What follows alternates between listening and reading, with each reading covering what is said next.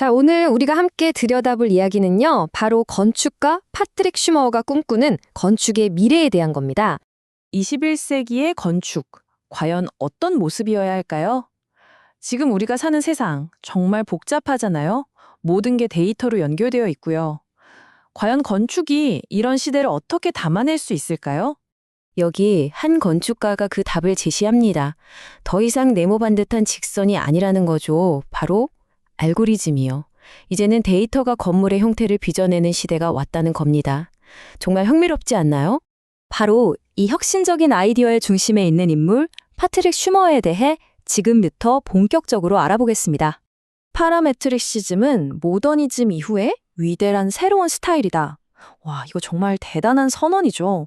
그냥 한 말이 아니고요. 2009년에 파트릭 슈마허가 건축계 전체를 향해 던진 뭐랄까 출사표 같은 거였어요. 네, 바로 2009년 베네치아 건축 비엔날레에서였는데요. 그가 파라메트릭시즘을 건축과 도시 디자인의 새로운 글로벌 스타일로 공식 선언하면서 전 세계 건축계에 엄청난 파장을 일으켰습니다. 아니, 그래서 대체 파라메트릭시즘이 뭘까요? 이름부터 좀 어렵게 들리죠? 괜찮습니다. 지금부터 이 복잡해 보이는 개념을 아주 쉽게 하나씩 파헤쳐 볼게요. 자, 쉽게 말해서요. 기존 건축이 레고 블록처럼 딱딱 정해진 부품을 쌓는 거였다면 파라메트릭시즘은 살아있는 세포 같아요.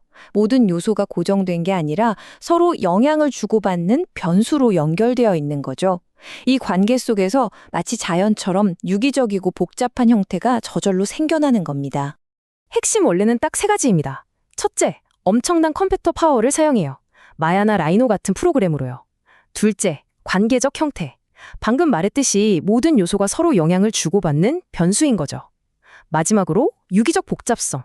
그러니까 단순한 규칙 몇 개만으로도 자연처럼 복잡하고 아름다운 형태를 만들어내는 겁니다. 자, 이 도표를 한번 보세요. 이게 그 과정을 아주 잘 보여주는데요. 예를 들어서 이 지역의 교통량, 사람들의 동선 같은 도시 데이터, 그리고 사회적인 요구사항, 기술적인 한계 같은 것들이 있잖아요. 이 모든 정보를 알고리즘에 입력하면 컴퓨터가 그걸 다 계산해서 짜잔! 이게 최적의 형태입니다! 하고 결과를 내놓는 거예요. 그런데 이 혁신적인 스타일이 슈머 혼자만의 생각에서 나온 건 아니에요. 여기에는 절대 빼놓을 수 없는 이름이 있죠. 바로 전설적인 건축가 자하 하디드입니다. 두 사람의 파트너십이 결정적이었어요. 슈머는 1988년에 자하 하디드 스튜디오에 합류하면서 이 두 거장의 오랜 협업이 시작됩니다. 그리고 그 협업은 2010년 로마의 막시 뮤지엄으로 건축계의 노벨상이라 불리는 스털링상을 받으면서 정점을 찍죠. 안타깝게도 2016년에 하디드가 세상을 떠난 후에는 슈머허가 그 뒤를 이어 자하 하디드 건축사무소 ZHA의 디지털 DNA를 그대로 계승하고 있습니다. 자, 그럼 이론은 이쯤 하고 이제 눈으로 직접 확인해 볼 시간입니다. ZHA가 전 세계에 남긴 파라메트릭 건축의 걸작들을 함께 둘러보는 월드 투어, 지금 바로 시작합니다. 첫 번째 목적지는 바로 로마의 막시 뮤지엄입니다. 보세요. 건물이 마치 여러 갈래의 강물이 흘러와 하나로 합쳐지는 것 같지 않나요? 이 역동적인 흐름으로 2010년 스털링상을 거머쥐면서 파라메트릭 디자인의 시대가 왔음을 전 세계에 알린 기념비적인 작품이죠. 자, 다음은 우리에게 정말 익숙한 곳이죠. 바로 서울의 심장부의 불시착한 우주선 같은 동대문 디자인 플라자 DDP입니다. 이제는 뭐 서울을 대표하는 랜드마크라고 해도 과언이 아니죠. 자, 45,013.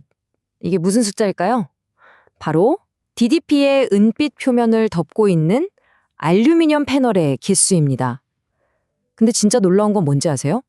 이 45,000여 개의 패널이 전부 단 하나도 빠짐없이 모양이 다 다르다는 거예요. 이건 정말 디지털 기술이 아니면 절대 불가능한 경이로운 수준의 정밀함입니다. 월드 투어의 마지막을 장식할 곳은 아제르바이잔 바쿠에 있는 헤이다르 알리예프 센터입니다. 마치 땅이 스스로 파도치며 솟아오른 것 같죠.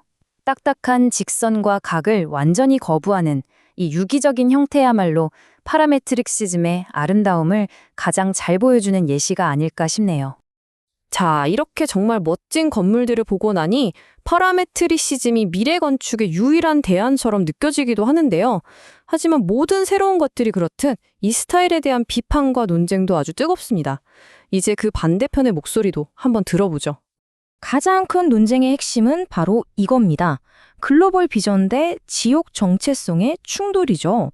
한쪽에서는 이것이야말로 21세기를 위한 새로운 공통 언어다라고 주장하는 반면 다른 쪽에서는 잠깐만, 이러다가 전 세계 도시가 다 똑같아지는 거 아니야? 그 지역만의 고유한 문화랑 정체성은 어떡하고? 라고 반문하는 겁니다. 조금 더 구체적으로 비판을 들여다볼까요? 첫째, 새로운 국제주의의 역설이라는 지적이 있어요. 이게 뭐냐면 결국 20세기 모더니즘처럼 또 하나의 획일적인 스타일이 되는 거 아니냐는 우려죠. 생각해보세요. 서울, 두바이, 런던의 랜드마크가 다 비슷비슷하다면 우리가 여행을 가는 의미가 있을까요? 그 도시만의 장소성이 사라지는 겁니다. 또 이 거대하고 유기적인 형태가 때로는 너무 비인간적으로 느껴져서 사람들에게 소외감을 줄 수 있다는 비판도 있고요. 그 지역의 기후나 전통 재료 같은 특수성을 무시하게 될 수 있다는 점도 문제로 꼽힙니다. 자, 이런 논쟁 속에서도 파라메트릭시즘은 멈춰있지 않습니다. 오히려 최첨단 기술과 만나면서 계속해서 진화하고 있죠. 그럼 이제 건축의 다음 진화는 어떤 모습일지 한번 들여다볼까요? 미래는 이미 우리 곁에 와 있습니다. 이제 컴퓨터는 단순히 계산만 하는 도구가 아니에요. AI와 결합해서 인간은 상상도 못했던 최적의 형제를 스스로 찾아내는 창의적인 파트너가 됐죠. 로봇팔이 사람이 짓기 힘든 복잡한 구조를 오차없이 지어내고요. 심지어 건물이 날씨나 사람들의 움직임에 맞춰 스스로 형태를 바꾸거나 온도를 조절하는 그런 살아있는 건축도 가능해지고 있습니다. 자연의 시스템을 모방하는 거죠. 만약 우리의 건물이 살아있는 생명체처럼 스스로 생각하고 환경에 반응하고 우리와 교감할 수 있게 된다면 여러분은 어떤 세상이 펼쳐질 것 같으세요? 결국 이 모든 기술의 발전은 우리에게 아주 근본적인 질문을 던집니다. 이 강력한 힘을 그저 기술의 논리에 맡겨둘 것인가? 아니면 이 놀라운 기술을 가지고 우리가 진정으로 원하는 더 나은 세상을 만드는 데 사용할 것인가? 선택은 바로 우리의 몫입니다.